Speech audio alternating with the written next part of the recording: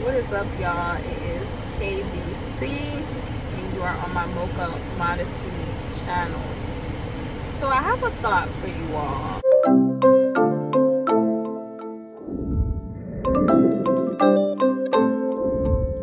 I just want to talk about, and excuse the AC, y'all. I have to have my AC on because it's hot outside, and your girl is outside. Okay. So I want to have share the thoughts that I've been having about the modesty journey, right? Where I see a lot of people discuss modesty, but it's from like a Euro-centered perspective, and I feel like they kind of, like on the last video that I did where I talked about how they kind of make it very religious, or kind of like Euro, I would say, centered, where modesty from an Ifrati or African perspective, because Africa is the promised land. Africa is nothing but northern kingdom, okay? Ephraim, double fruit, shout out to all my family out there, okay? I'm Ifrati specifically, from the tribe of Joseph, Nigerian, Yoruba. Shout out to y'all or whatever. But shout out to all my Afro-Asiatic people. But anyway, when I think about my culture and everything like that, it made me think about wanting to be modest from an Ifrati perspective. You get what I'm saying? Like, I wanted, at first, like when I started off in my modesty journey, it was more like about purity and a cleansing stage, like that Esther experience, right? Now I am at the stage in my modesty journey where I feel like I want to get back to my culture. So what do I mean by that, right?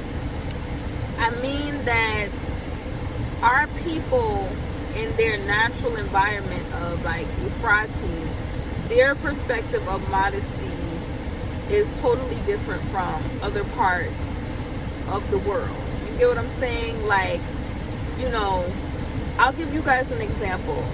Like in westernized countries, like when women, they are in their divine role as like mother, and they're, they just pop their thing out so their child can, get nourishment from their, their chest or whatever.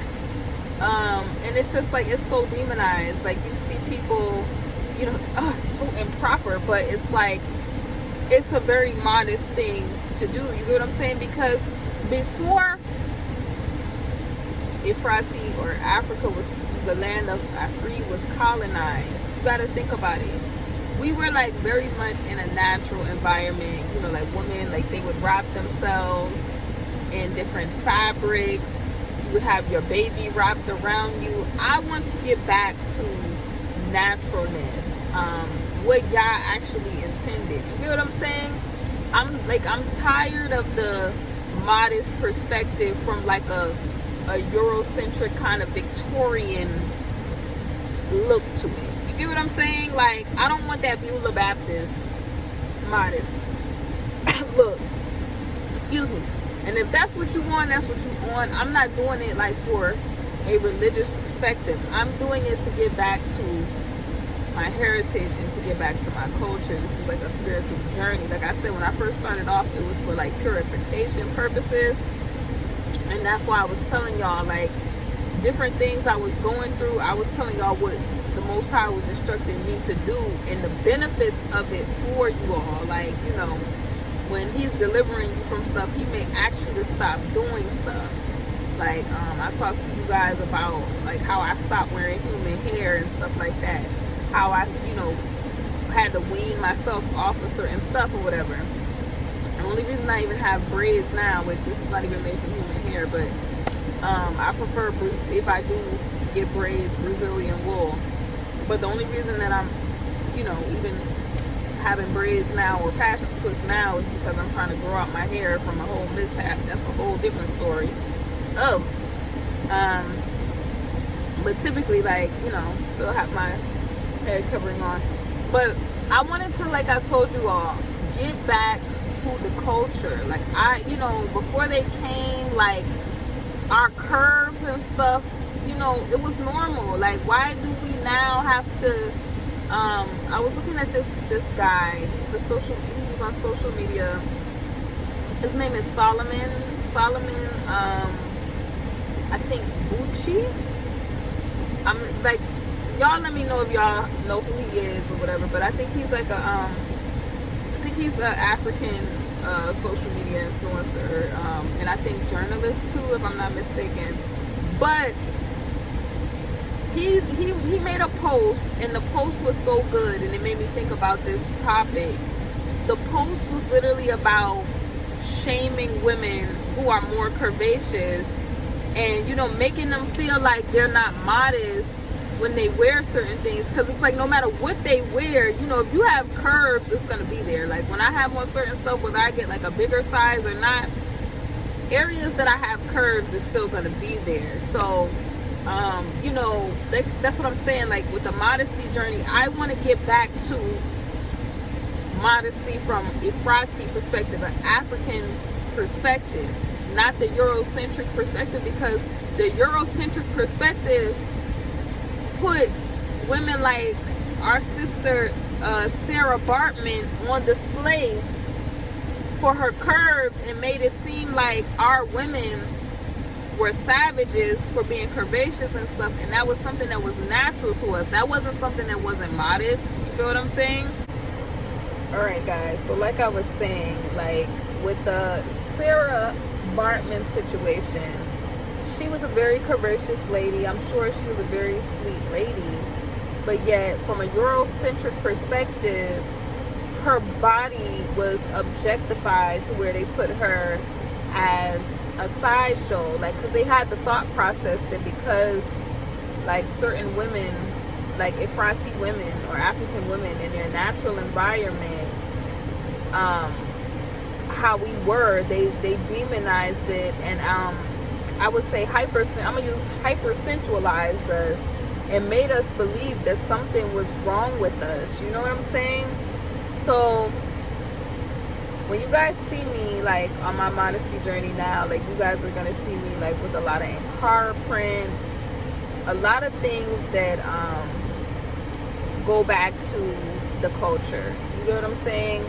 Like a lot of form of dress that also goes back to the culture, like caftans and just different stuff. Like I said, you guys, I'm not putting on any 3X type of clothing, because I like my clothes to not necessarily look stink, but I like them to fit, if that makes sense to you all.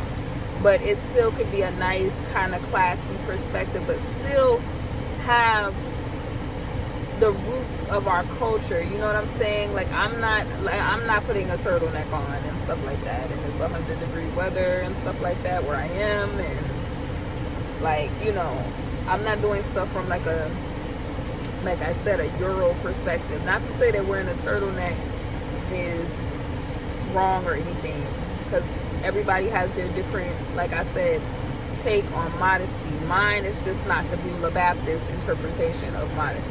Like with the, it's just how modesty would look being a woman that is Afro-Asiatic from Northeast Africa, West Asia. That's the look that you guys are gonna see. And let me know if you guys kind of get what I'm saying to you. It's like, I don't want to be modest and not be who we are. You understand? Like, modesty, I also told you guys, is a perspective here, and it's a heart thing also. It's not just how you dress, it's more to it than that. It's like getting back to, like I said, I'm getting back to Torah. I'm getting back to my mindset of being an Israelite woman, basically. Like, not having my mind focused on the things, just the vain things of this world and stuff like that. Like, we live in this world, of course, we're gonna go out in our day-to-day activities, but being modest is getting back to ultimately being virtuous, being a force, being a strength, because that's what virtuous is becoming a force and a strength as like a woman. That's what I said. Like, don't get caught up with a lot of these so-called Israelite people that you see, where they think that all it takes is just put on some zits and some fringes, and they just yell the scriptures out. No, and it's no power behind that. It's no force behind that, because the force that's supposed to be backing you is the Most High God. So when he was taking me, like I said, on my modesty journey, I started with purification first, because you have to deny yourself. You have to, deny your flesh, like deny yourself, like you're a new creation. And don't ever let anybody tell y'all that y'all the same person, because in becoming a new creation, the Most High Yah inwardly and even physically, like there are changes that take place